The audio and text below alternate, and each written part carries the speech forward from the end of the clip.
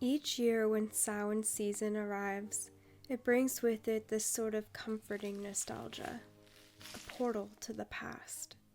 I think about trick-or-treating with my little sister. I think about my first black cat, familiar Soot. And I think about the memories of my first Samhain ceremonies. At the same time, the magic of Samhain can feel dark and heavy. Like the ghosts of my past are tugging at the cords I still need to cut. And the alchemical flame of Samhain burns hot, begging me to put old stories into my cauldron to act as the fire's kindling. I know you might be wondering where I've been for the last year. I've been at home, unfurling, deconstructing, and deprogramming, while also rebuilding, recalibrating, and reinventing. Now I'm ready to share with you my entire year-and-a-day journey, beginning at the gateway of last year's Samhain season.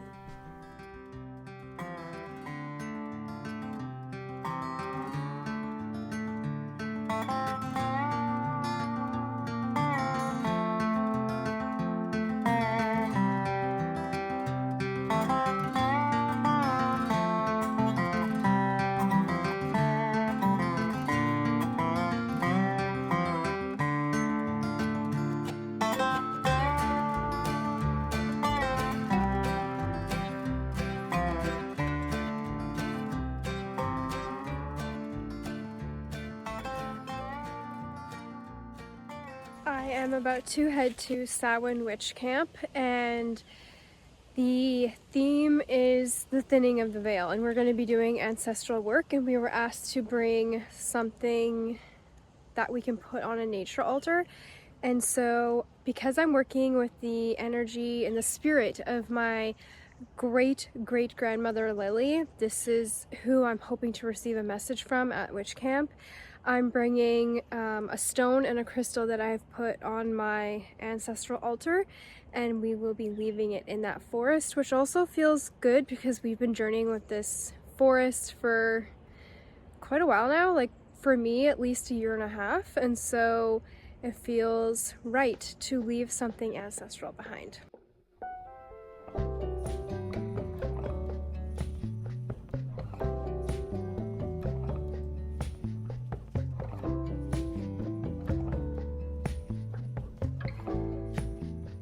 At Witch Camp that Samhain, I honored the space I was sitting in, a space between old and new, where I was witnessing what I was leaving behind and what I was moving towards. I was preparing to descend into winter's womb, and I was clearing space for contemplation. And while I was at Witch Camp, I communed with my spirit team before I began the process of ending and beginning a new cycle. Each year at Samhain, I start a new cycle with the wheel by choosing a core belief system within me that I want to detach from. Then, over the next 13 months, I co-create the work with spirit as I live in sync with the seasonal shifts. That Samhain, I was ending my year-and-a-day cycle with my attachment to people-pleasing. I had spent the entire year receiving experiences that shed new light on this part of myself, and through my devotion to my craft, I reclaimed my power over this shadow. But my cycle with people-pleasing unlocked new doors on my path, and the layers that I excavated freed me to go deeper than I ever have before. And with that exploration, Spirit was calling for my next cycle to initiate not just a renewal, but a reinvention. And in order to reinvent, I had to stop procrastinating letting go of my old world and surrender to my unraveling so that I could worship at the altar of my becoming. I don't even know how to use words to describe the feeling of being free to roam naked with a group of women and circle around a fire and share secrets and stories and be able to create the space for us to cycle through different emotions and just, different things all within a short amount of time. It's just so unbelievably beautiful.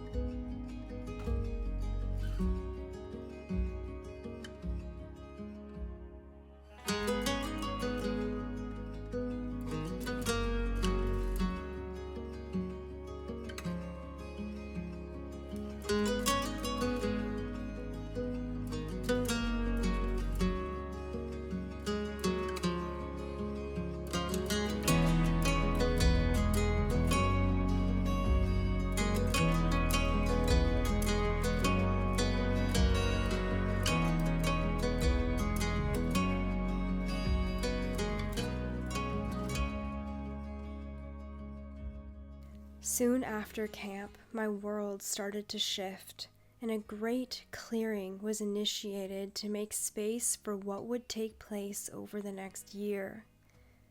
But this process first saw me uprooting myself and tearing up the foundation I had been standing on previously.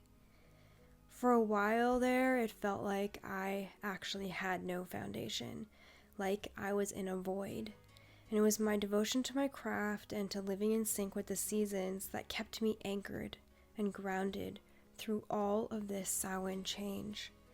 And it was my devotion and my surrender to the mystery ahead that had me starting to change my mind and be confident in my ability to trust the process.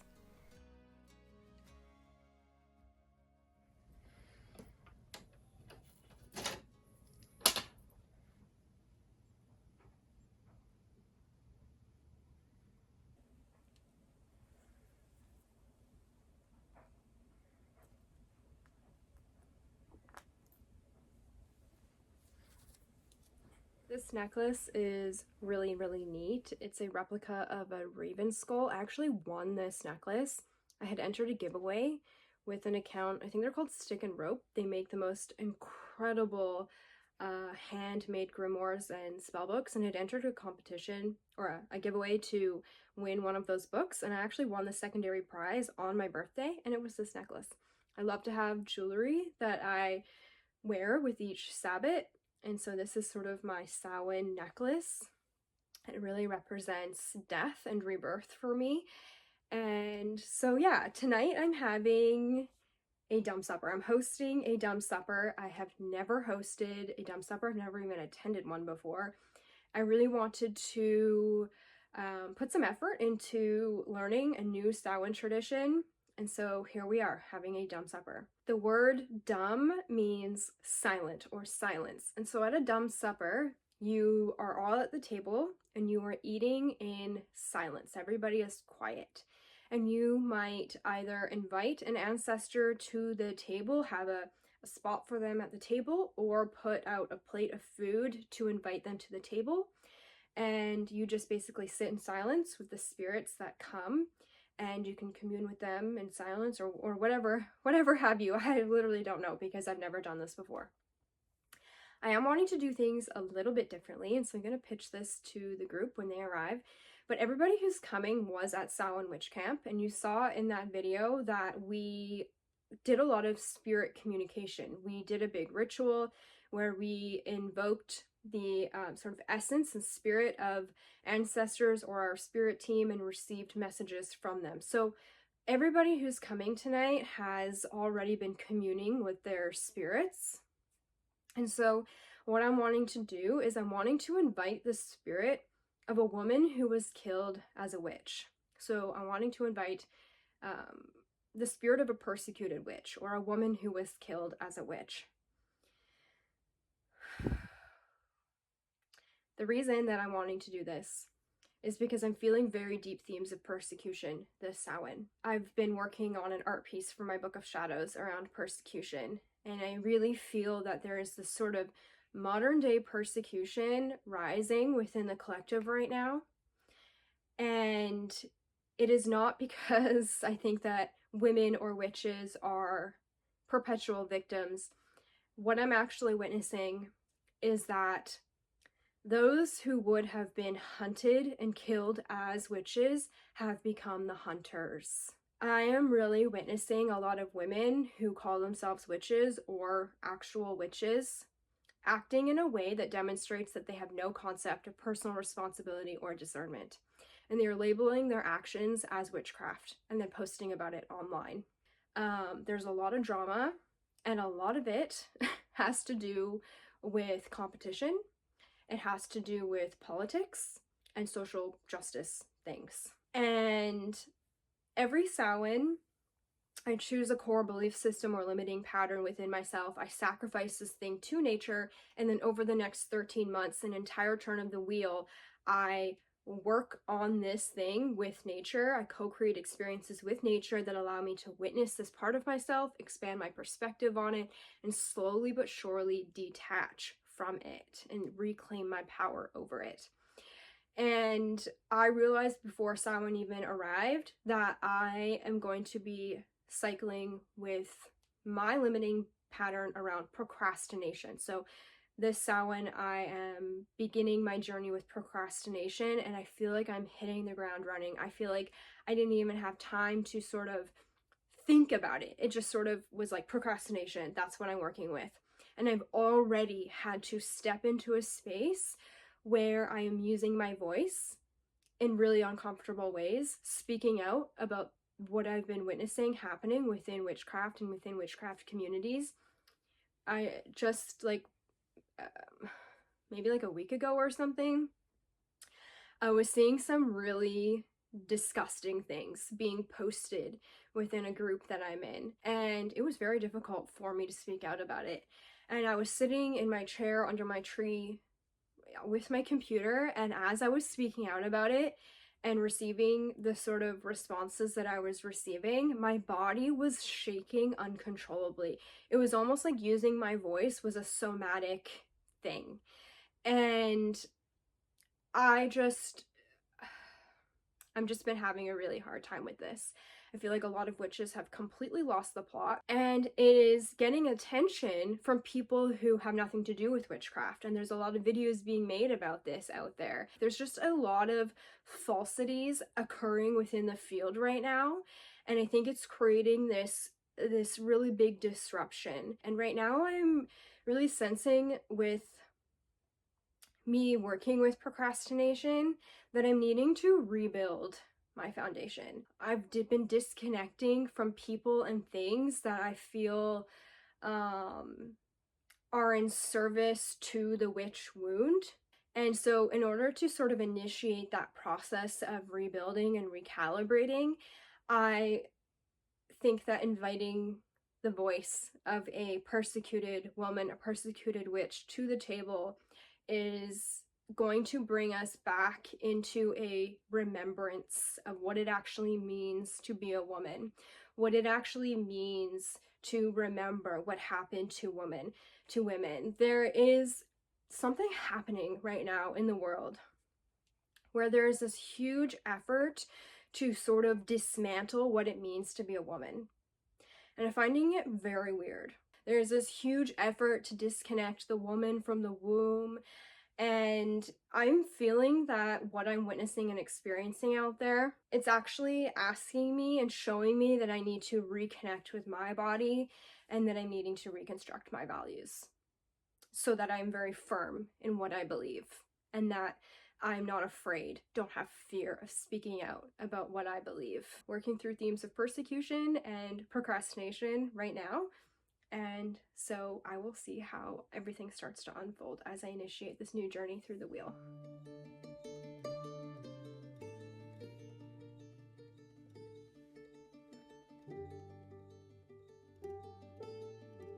To begin our evening of alchemy and womancraft, we created a sacred container for our ceremony to take place. We cast a circle, called in the directions and the elements and our spirit teams. Then we sank into the magic we were conjuring. We began by doing a knotting ritual, where we tied a rope around our waist, then we tied smaller knots into the excess trailing rope. And with each knot we tied, we spoke to the blocks, resistance, and wounds that needed to be heard out loud with our sister witches listening. Once we reached the end of our rope, we began the process of working out each knot with our voices by exclaiming our devotion to creating change within our stories. Afterwards, we used paper I soaked in roses and hibiscus to eulogize, with reverence, the version of ourselves that we were leaving behind at that Samhain threshold. After we wrote our letters, we raised a cone of power, opened the circle, and burned our letters in a cauldron fire started with dried rosemary.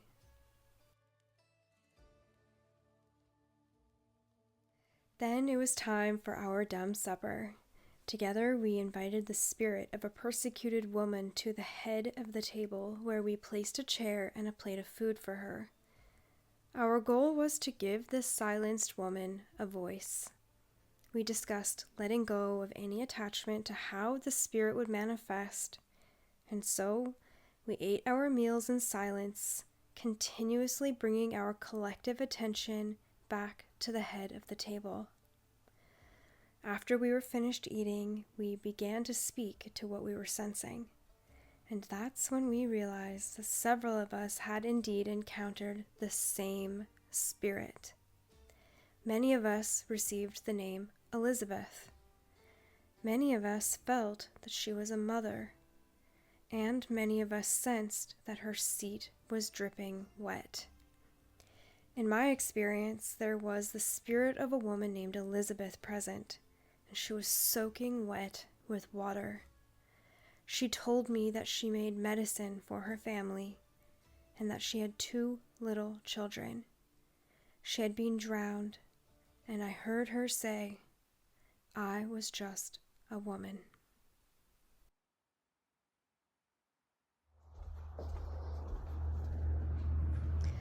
It's really hard to tell, but this buck has rope tied all around its antlers, and the rope is tied to its back leg, and so when it tries to walk, it gets strangled.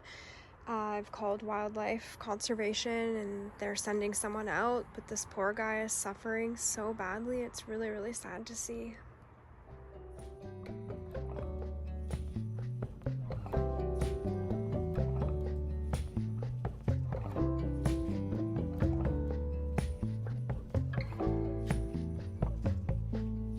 I can be a shadow rolling on the street. I can make the same movements on repeat. I can go on walking when I'm sound asleep. I can lose myself that way.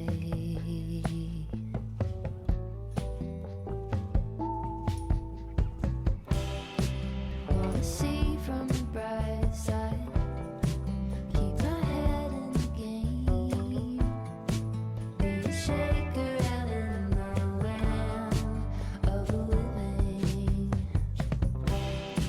Wanna be on the inside, a bell that can ring, keep my feet level in the land of the living. They say under pressure you can be refined. I care way too much about. So I'm just in the forest burying some of our things from our Samhain ceremony and dinner. I have buried the ashes from the eulogies that we wrote to the past versions of ourselves. And I have buried the food offerings that we left out for the persecuted witch that we dined with. And I've also buried a quail that Winnie got right after our ceremony. And it was really quite shocking because it was a huge quail, and it's quite sad because quails are, family units. They really are very bonded, and Winnie's never brought in a quail like that. When he was a kitten, he got a baby quail, like a newborn baby, and it literally fit in his mouth. But that's it. And so it really felt like his contribution, like his offering to the ceremony as we were working with ancestral spirits. I really feel that quails are a symbol of ancestors and family, and so I thought that was really interesting. So I've chosen to bury the quail with our offerings instead of in the stone circle where I usually bury my dead animals. I'm just sitting with the altar and looking at the things that the witches left and knowing that each one had special meaning to each of them. Another little update is that I was really, really, really sick in October. Like, probably the worst sickness I have had in a very, very long time, like 10-15 years. But while, like, the 2 days or something before I got sick, a rat got into my house and it wouldn't go into the trap. And so while I was sick, it literally infested my kitchen, and I cannot even begin to tell you what an absolute disaster it was. I had to throw away so much of my kitchen stuff, and my recovery was really, really long because in the days that I was starting to be able to like move my body again, I had to bleach everything that I owned, and it was extremely rough. But the rat is certainly a shadow animal. I don't like rats. They're not really any animals that I don't like. I love spiders, snakes. I love all of them. I don't like rats. I like mice, but I don't like rats. The energies that have been rising to the surface, things that we need to shift within ourselves and also what's happening within society collectively, is just absolutely earth-shattering. Right now, I really invite you to do a sort of life audit, a life detox, where you are assessing your relationships, your affiliations, your belief systems, and really ask yourself if what you are investing yourself into is rooted in truth and personal responsibility.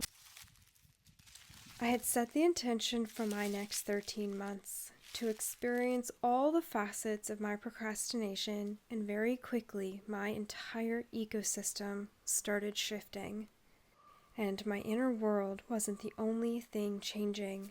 My physical world was changing too. That Samhain season felt like the most unforgiving storm, causing a blackout, forcing me to sit with the shadows that I had been resistant to acknowledging. There's a low pressure system that is currently developing. Most of the outages are on Vancouver Island.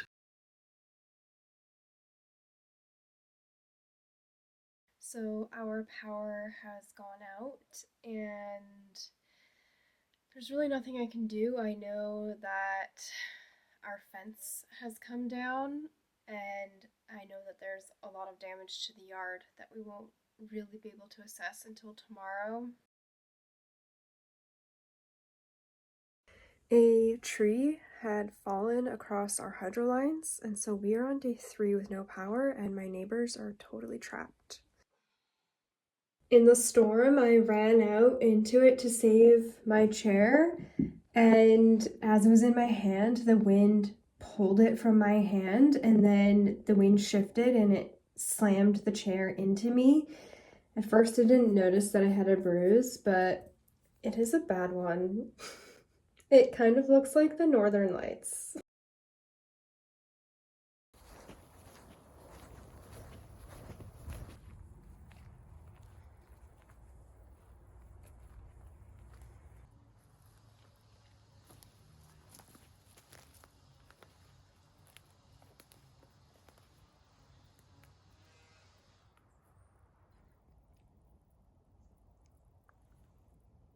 So we've done a bit of a time jump. It's a few weeks later. We can see that the end of the tree there is all rotten, and so I sit under that part of the tree for like 6 months of the year. Like all summer I'm sitting under that tree, and it could have fallen on me. And so that's kind of crazy to see that, and that maybe it's a blessing in disguise. But it has been some time since it's fallen, and I'm having a really hard time with this. I feel like the grief of a tree is so underrated. Like, it's just so difficult. I think we need to have a professional come and look at it. Look at what I noticed over here.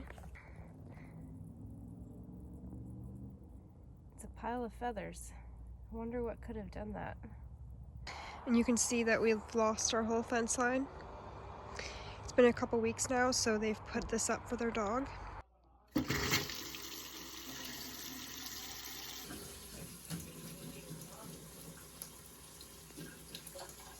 actually gotten lighter, but as soon as that goes clear.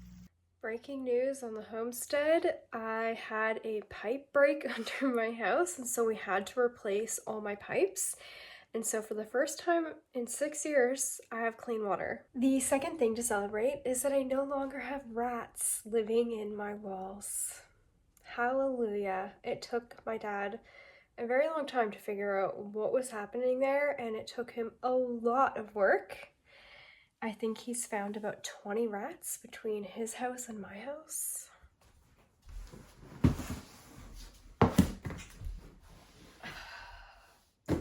So the woman who I learned to make broomsticks from, Kayla, she has sent me a new broom, and I'm so excited to see it. And I just want to let you know too that her Instagram is called Broom, Corn, and Broomsticks, and I'll leave her links for you in the description box because you have to check it out. So let's open it up. So excited.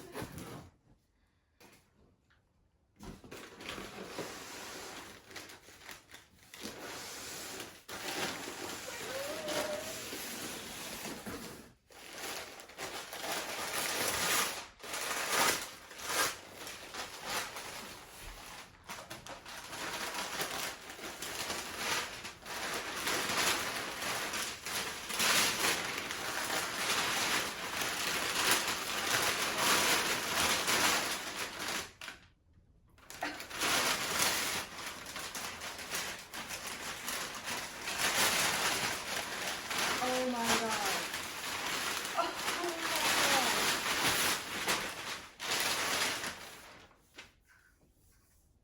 Oh my god. This is the coolest thing ever. Oh my god, and her branding is so beautiful.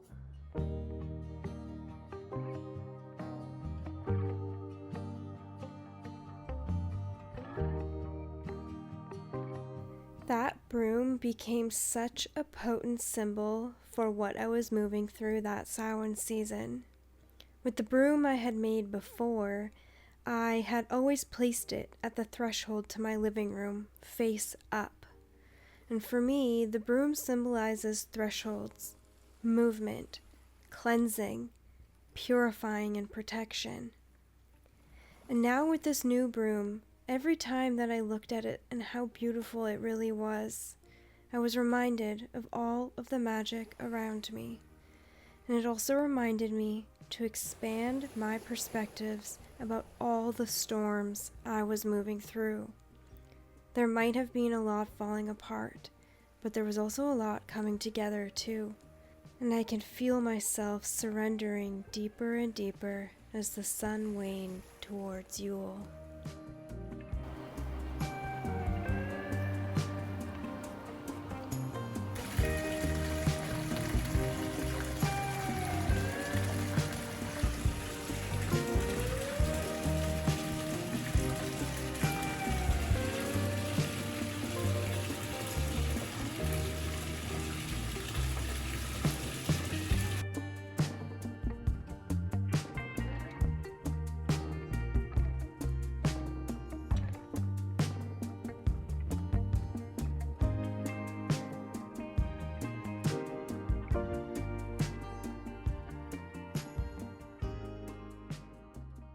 Hi, you guys. Welcome here. It is November 22nd, 2025. This is sort of the night before I'm going to be posting this video. I started filming this video a year ago during Samhain season of 2024, so a whole year has passed now. And I wanted to come on at the end of this video and just sort of share where I've been, what I've been up to, and what you can expect from me moving forward on my channel. So this video sort of marked the beginning of a year of change for me, really. Everything that I've been going through over the last 13 months has felt like a very deep cleanse. During Samhain season of 2024, it was really feeling like I was experiencing a lot of deconstruction and a lot of change without fully understanding where it was going. I'm still experiencing a lot of clearing, but it feels very intentional. I feel like I completely understand what's happening in my life.